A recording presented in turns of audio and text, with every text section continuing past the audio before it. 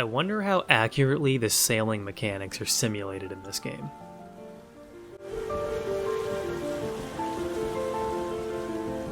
Oh. Okay. Windbound is a procedurally generated, open-world sailing simulator with roguelite and survival crafting mechanics and Souls-like stamina action combat. If that sounds like it's a little bit too much to put into one game, it sort of is and isn't at the same time.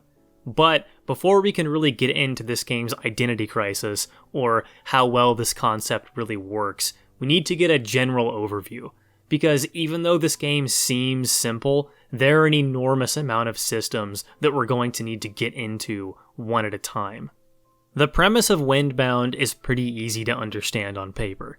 The player is stuck on a series of cursed islands. Every archipelago has 3 of these shell keys, which unlock the end of what basically amounts to a level, and the player moves on to the next series of islands. Depending on your difficulty, if you die, you will either respawn all the way back at the first series of islands, or respawn at the start of your current level. The goal is to finish 5 levels and fight the final boss. In order to do all of this, you'll need to build a boat of increasing complexity and manage your health, stamina, and inventory space using the game's survival and crafting mechanics while fighting off the local wildlife. I guess you could kind of think of it as a crafting survival roguelike, a lot like Don't Starve. Now that we understand the base the game is operating from, let's look at the default modes, Adventure and Survivalist. In both of these modes, the goal of finishing the 5 levels is the same, the difference being that if you die in Adventure, you restart on the current stage, where if you die on Survivalist, you restart on stage 1, but keep all the blessings you've received on the way. I'll explain those later. God, this game has so much shit in it. Originally, Survivalist was the only option here. The idea was that the game would be a roguelite, where the player would keep trying to get to the end, fail, but keep all their items up here in the held section, and their blessings, which include things like weapons that won't break, other items that give you certain advantages, and passive bonuses. These blessings are available to you randomly for purchase at the end of every level, so the player gets stronger over time and can eventually get decked out with enough to reach the end of the game. Easy. I hear games like that can get pretty popular. The community rightfully complained that this pseudo-permadeath was way too annoying, so the developers caved and added the much more reasonable adventure mode, which still has steep consequences for death, but not nearly as brutal. Now, since I used the word rightfully here, which unfortunately invokes what some scholars might refer to as an opinion, I should probably back that up with an argument. Remember in my last video where I said this? Figuring out a way to reduce how annoying it is to die is key in a game like this. This is the main problem with the survivalist mode in Windbound.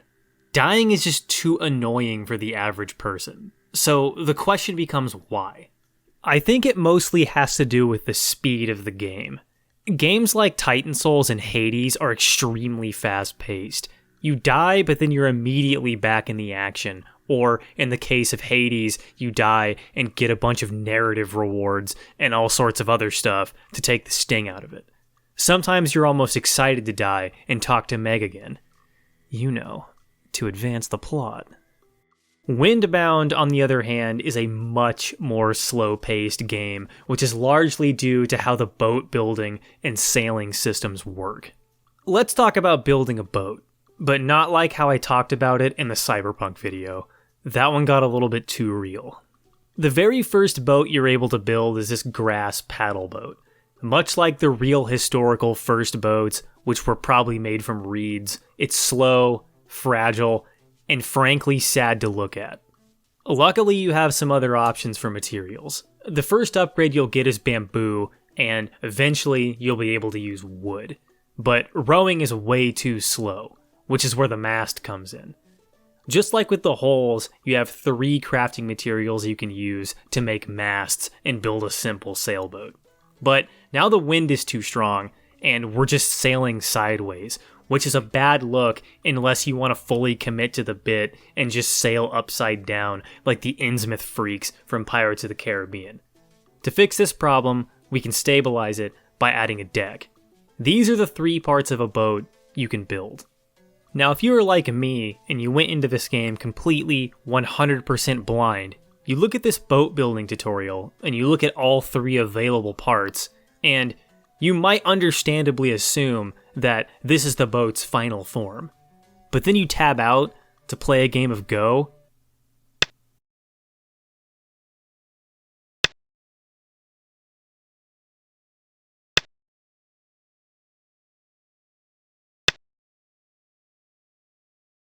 Upgrade successfully. Congratulations. Man, if I keep this up, I might finally be good enough to join one of those Chinese elementary school tournaments. Or watch a Riley Reid gangbang, and you notice up here on the Steam banner, wait a second, that's a fucking catamaran. Okay, what is a catamaran? Let's do video. The truth about buying a catamaran. Don't be lied to. What?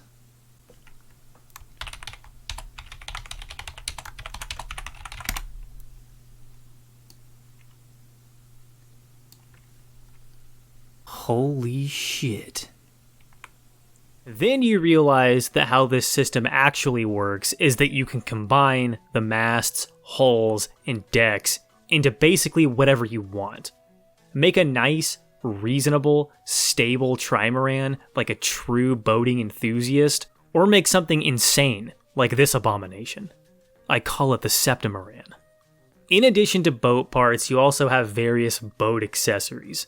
You're going to need storage since your inventory space is limited, which is where things like buckets and bag racks come into play.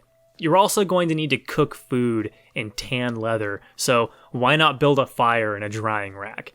How does this not just burn down the entire wooden boat? I don't know. I also don't know how it stays lit after the boat capsizes, but that's not the point. The point is, why not add a kiln so you can smith Metal Gear?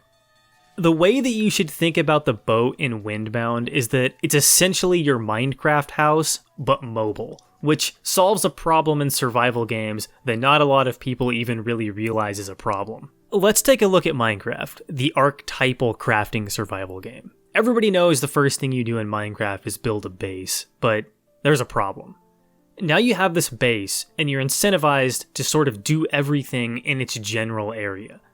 You don't want to have too many long, boring walks back to the base, and you don't want to risk dying and losing a bunch of items out in the middle of nowhere. So, in theory, you only want to do the bare minimum amount of exploration. Exploration in Minecraft also kind of sucks, but that's a topic for another video. Getting back on track, the game's world is infinite, so you're stuck in this weird paradox where the game world implies that it wants you to explore it endlessly, but you're stuck orbiting your very well-built house. Lots of different survival crafting games have come up with different methods to fix this issue. Terraria just got rid of the infinite world, for example. Windbound's answer to this problem is just take the entire base with you, which honestly is pretty damn genius. A game where you sail through an infinitely generated ocean, starting with a grass canoe and eventually winding up with a full wooden tall sail ship, would be pretty awesome. I'm actually not sure what Windbound's upper limit is for crafting a boat. I know in free sailing mode, which is this game's version of creative mode, you are limited to 20 ship pieces. I assume that limit probably also applies to the other game modes, but I haven't figured that out yet for reasons that will become obvious soon. In general, the shipbuilding system is very good. I think it would probably be a good idea for the tutorial to be a little bit more clear so people realize exactly how it works though. I know I'm not the only one that didn't understand its potential until later in the game. So now you have a boat, but how do you actually move the boat around? Well, unlike Wind Waker or something similar, sailing in Windbound is actually fairly accurately simulated. You can't just move the boat around with a control stick, or press A to go like Mario Kart or something. You need to pay attention to which direction the wind is blowing, something you can't control, and set your sail accurately. You also have to manage your speed by raising and lowering the sail, make sure you don't hit waves at a weird angle and eat shit, and storms are a huge problem. Because of all this, there will be times where you need to either progress slowly through a storm or wait it out, and there will also be times where the wind is blowing in the opposite direction you need to be going, which means you need to tighten up the sail against the wind, a much more slower way of moving than when the wind is fully at your back. All of this combined together makes for a very satisfying sailing simulation, but it also makes for a learning curve. A lot of people complain about this game's controls, I think mostly because it takes a while to adjust to actually sailing a ship, as opposed to being able to smoothly navigate a character around on screen just by wiggling a control stick around. That being said, this complaint about sailing controls being bad is genuinely insane, and the sailing is by far the best part of the game once you get a fully functional vessel and understand how the movement works. There are even these cool moments where you have your sail set perfectly and you can just walk around on the boat managing your inventory or cooking food or whatever. It's great. Now that we understand how building and sailing works, you should probably be able to see where I'm going when I loop this back around to the game's originally intended roguelite design. Building a boat takes time. Navigating the game world with accurately simulated sailing takes time. When you're on the 4th set of islands and you die and go all the way back to the 1st set of islands, you aren't exactly stoked to get back into the game with a fucking grass rowboat. It feels terrible, and all the items you keep don't really make up for it. This is a fun challenge mode, sure, but it makes for a default game mode that very few people will enjoy. Even classic roguelike games like Dungeon Crawl Stone Soup, where your entire character permanently dies on a failed run, don't feel this bad. When you die, you make a new character in 2 seconds and start again. Look at how fast-paced this is. If you're making something that is similar to a roguelike in nature, you need to give it that fast-paced, addictive quality. That's what makes them so great.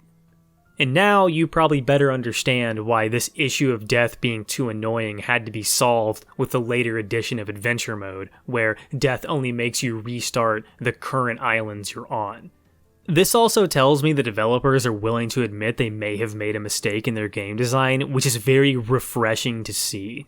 In my Adventure Mode playthrough, I very much enjoyed the balance that was found with this system.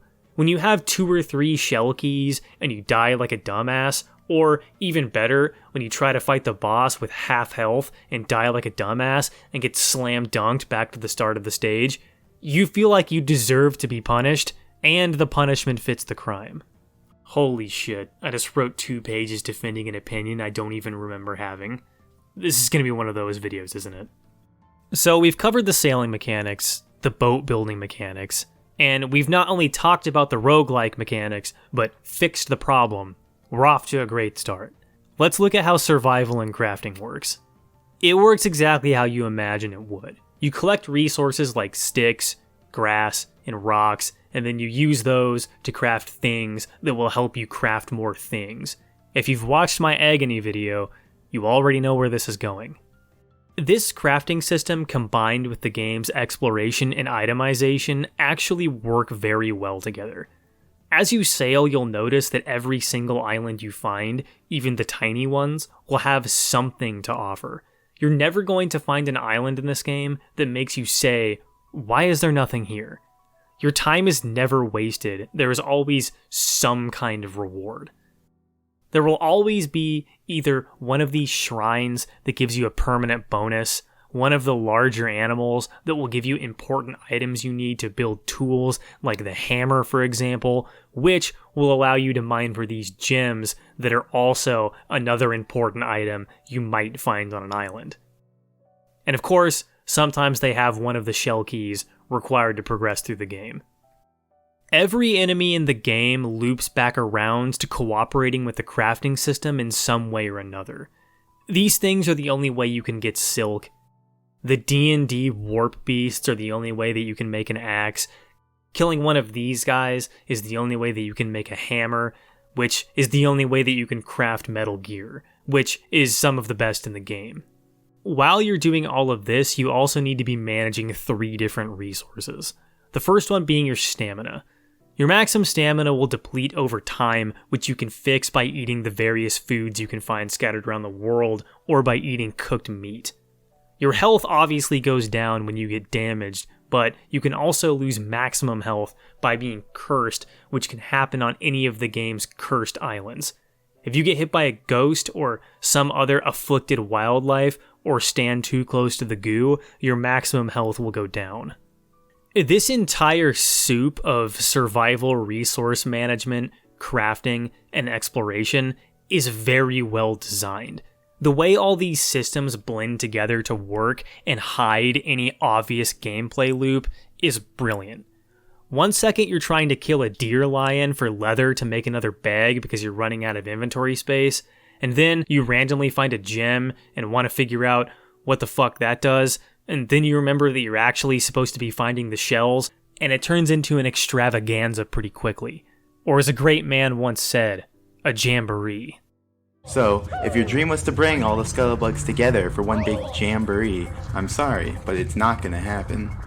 So, sailing works, crafting works, and survival works, but now is unfortunately the time where we need to talk about combat, which works less. On a general level, the combat is passable. Once you unlock all your attacks, which you find in the beach camps like this one, you'll have a charge attack, this dodge counterattack, which is the one you'll be spamming to kill almost every enemy in the game, and of course, a Souls-inspired parry attack.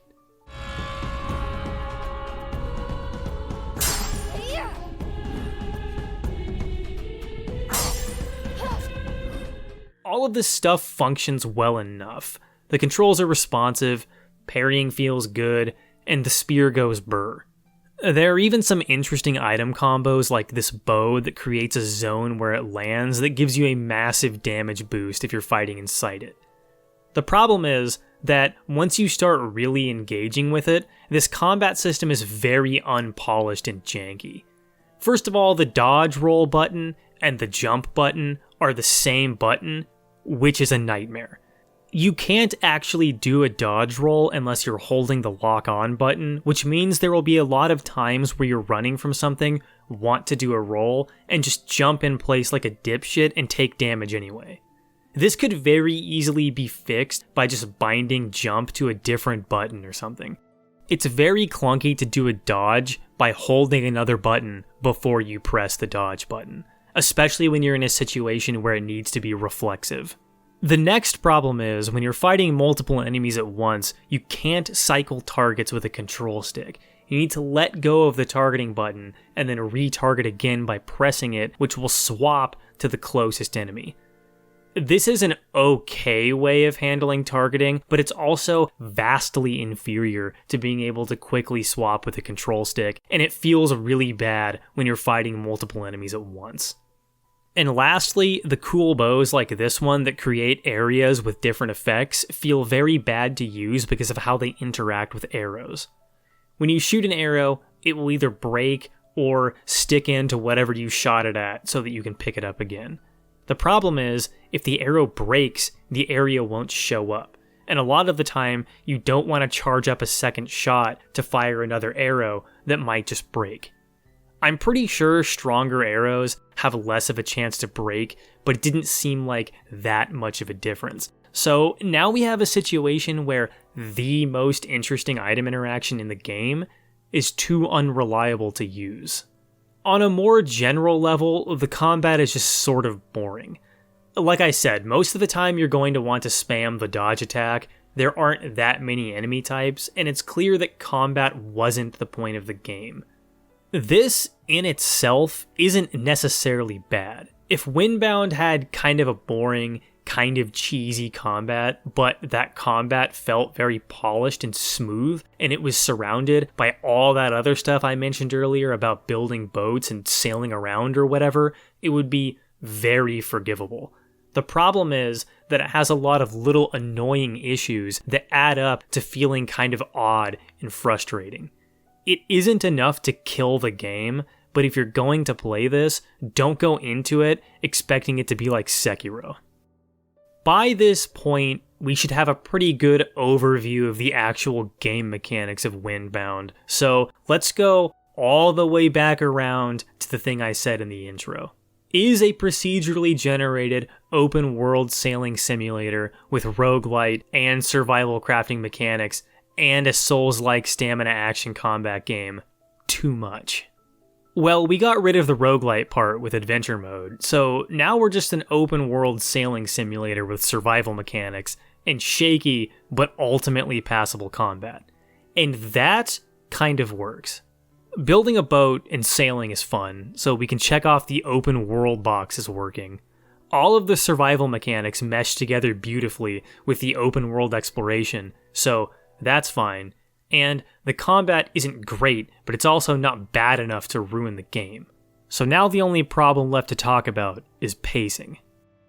I guess now would probably be another good time to flash the opinion alert for people in the audience that were part of the gray alien breeding program to remove media literacy from our gene pool so that they could better control our population.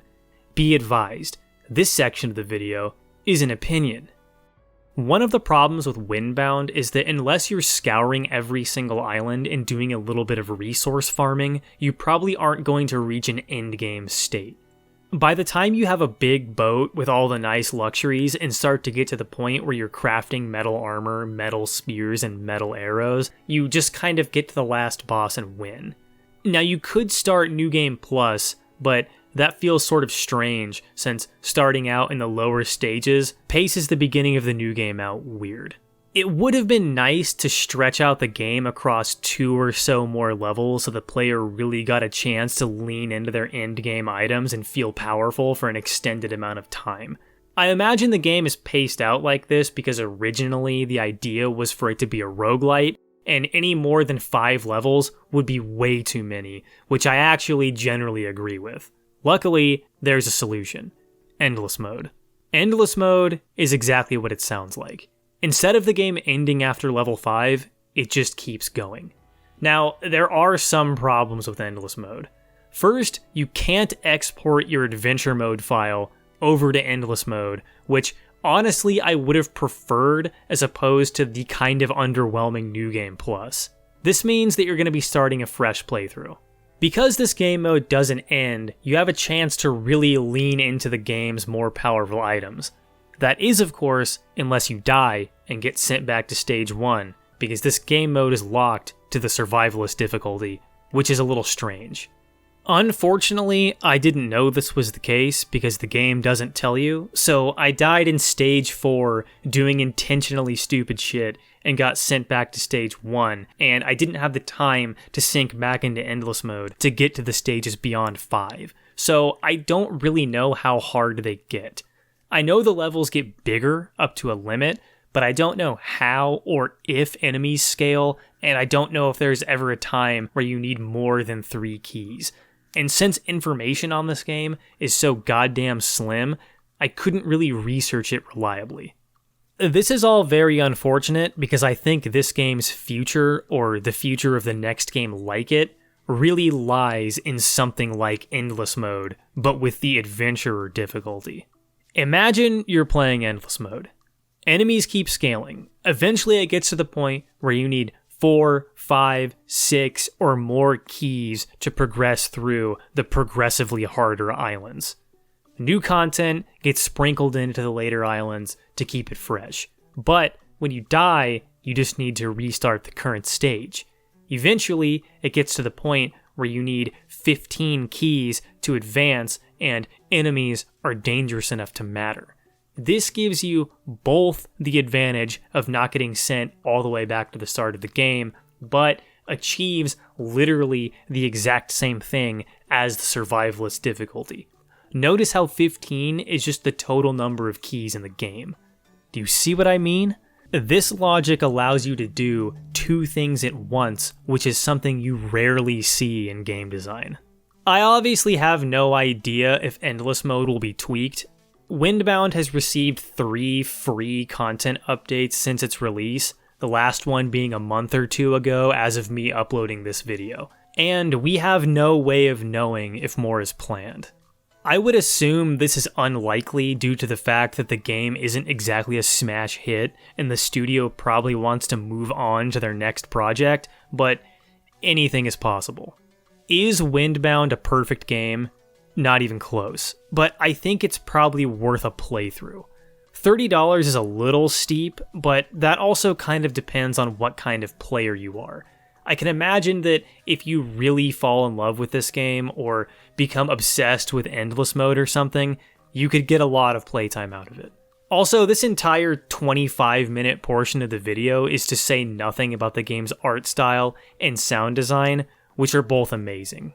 The ocean, the islands, and everything in them are very bright and colorful. The water is visually fantastic, with lots of subsurface scattering to make the graphics kiddies happy. The soundtrack itself seems like it takes most of its cues from a combination of Wind Waker and Breath of the Wild. Much like Wind Waker, you get the sailing theme song.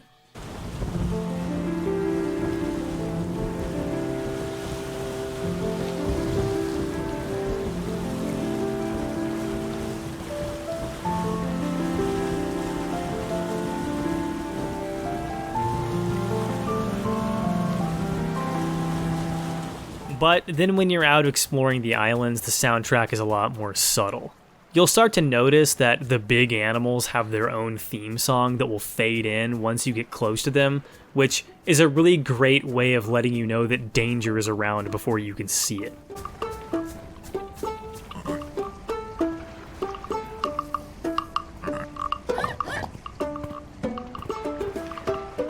There are also moments of comfy atmosphere like this one where I'm cooking some meat on the shore of a swamp island during a rainstorm.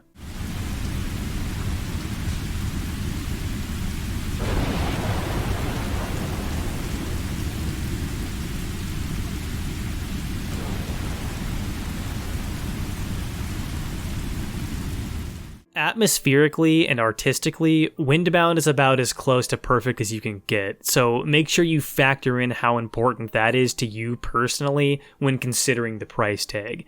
It's a competently made game with kind of an ambitious vision that pulled off almost all of what it was going for in the end, and I can respect that. If you want to see more videos like this one, consider subscribing. Leaving a like and a comment is also very helpful. If you want to make sure YouTube doesn't trap my channel in a Warlock's crystal, please hit the bell and turn on notifications. And down in the description, you can find a link to the Discord where we spend hours in film discussion analyzing the Snyder Cut frame by frame like the Patterson-Gimlin footage. And finally, you should follow me on Twitter so you don't miss any important updates. Thank you for watching, and I'll see you in the next video.